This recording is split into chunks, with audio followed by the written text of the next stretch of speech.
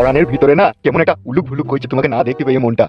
আমারও মন কেমন জানি উতাল পাতাল করছে তোমার লেগে মরুভূমি। তুমি একদম চিন্তা করো না, আমি আজকালের মধ্যেই আমি মেয়ের কাছে যাব, তখন তোমার সাথে দেখা করবো ওখানে গিয়ে। তোমাকে না দেখা পর্যন্ত না মনের ভিতরে না কোনো শান্তি অনুভব করতে পারছি না। Please come first my baby. ठीक है। তুমি ইংলিশে কথা বলতে পারো? পুরো খানদান আমাদের ইংলিশ মিডিয়ামেই তো পড়িছে। তুমি কোন স্কুলে পড়তে? আমিও ইংলিশ মিডিয়ামে পড়ি। মামা আবার কার সাথে ফোনে কথা বলছে? কাছে গিয়ে দেখতে হবে। বাহ বাহ নারিয়া বেগম বাহ। তাহলে রাখছি, আবার পরে কথা বলবো। এই ওয়ান কিস প্লিজ। কি বুঝতে পারলাম না, ভালো করে বাংলায় বলো।